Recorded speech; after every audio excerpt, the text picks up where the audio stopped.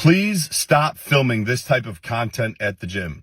Listen, I'm all for gym humor and comedy, but there is absolutely a line, especially when you're at a busy commercial gym like this Crunch, where a lot of young people, a lot of minors work out. I'm not even sure if this is gym humor, because she has a whole bunch of videos on her page doing this sort of thing. This might just be what she does to get attention. And you would think that these gym girls would get it by now that the gym is a shared space and that they shouldn't act like they own the gym. But apparently this girl and this next girl didn't get the memo.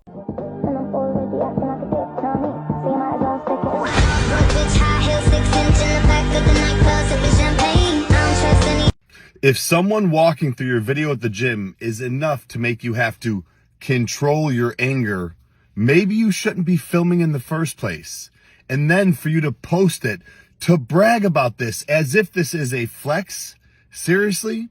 Maybe you don't belong in the gym at all, because it's videos like this and people like you that are the reason that so many want filming banned in gyms, and rightfully so. But hey, if you want to film somewhere where no one's going to walk through your video, you can do as you please. Build a home gym, train there. Until then, you need to do better. Mind your own business. How old are you? Oh boy, I'm 24. So if you were born 10 years ago? What the fuck am I looking at? Like, I'm not even trying to be mean, but I can't be the only one thinking this.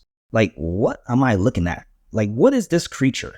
This dude needs Dr. Phil. Do you suffer from a mental illness? Matt Walsh goes way too far in demonizing pretty powerless people. The transgender community, culturally speaking, they have some power, but they're still dealing with horrific discrimination. They're still dealing with families that might disown them, depending on what state they're living in, medical system that doesn't respect their medical needs. I don't like dehumanizing people, and I see a lot of that taking place, and I don't subscribe to it at all. So if you don't want transgender men going into girls' bathrooms, you're dehumanizing people. If you don't want transgender men going into women's sports, you're dehumanizing people. If you don't think a man can be a woman and a woman can be a man, you're dehumanizing people. Is this a clown world? Are you stupid?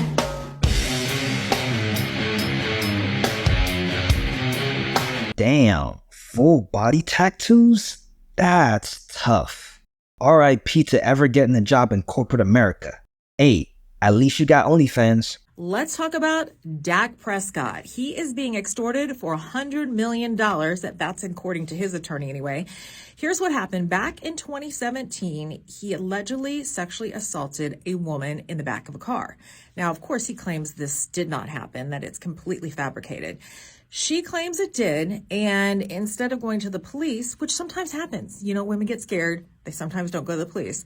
However, just recently, she hired an attorney. The attorney sent Dak a letter saying that there will be criminal charges, or they will seek criminal charges if he does not pay $100 million. Actually, the letter went to Dak's lawyer. So he came forward with it, and he's suing her now. Sensational. See, this is why it's so important for rich and successful men to videotape all their interactions with women. Because all it takes is just one accusation to ruin your image and reputation. And as far as the case is concerned, I'm not gonna believe one side or the other until more evidence come out. But I find it very suspicious that she wants $100 million in order to drop the case against Dak Prescott. Because to a normal person's ears, that sounds like she actually doesn't care about getting essayed. She just wants money. Do you have a lot of attention from your social medias from guys? Can I say yes, but I completely ignore them? Stop the cap. Because, like, I've been getting hit on by dudes left and right. And I'm just like, no. Like, I'm Women, now they're using crazy ass words like you're a f***ing narcissist. They didn't even go to school. This bitch went to continuation school. Like, you didn't learn that word nowhere. Like, where'd you learn that? You're a narcissist. She can't even say narcissist.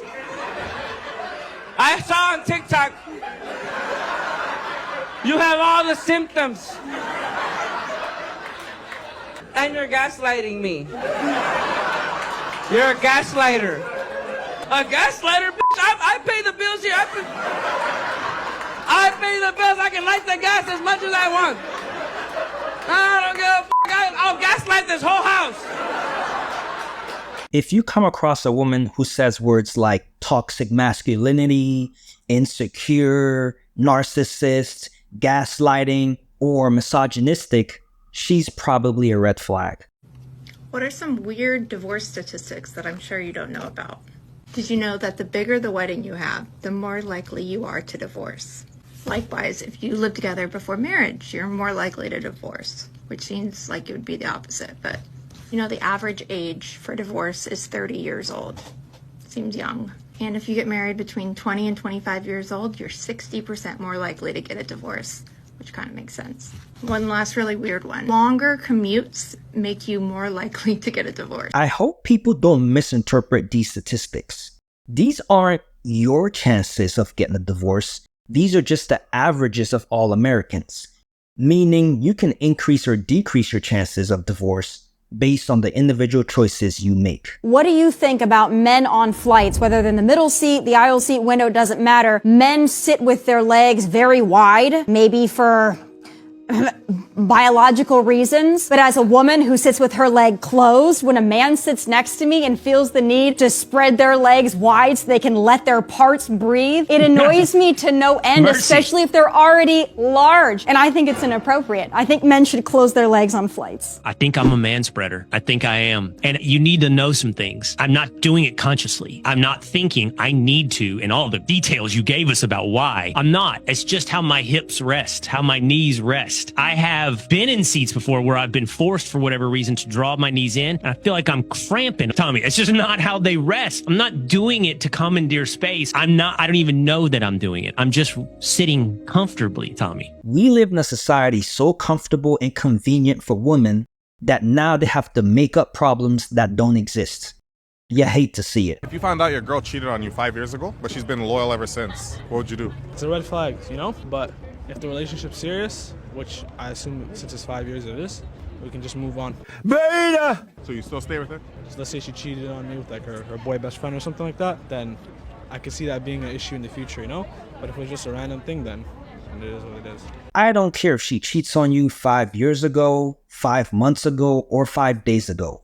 If she cheats, break up with her. Simple as that. I just saw a clip of the Hinge CEO being interviewed about how girls feel like the algorithm is matching them with less attractive guys.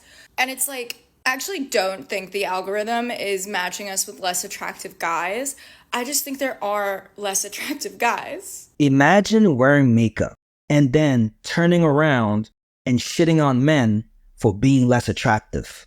That's tough. The more body count, the better. The more experience, the better. Right? Don't you think? And what's yours?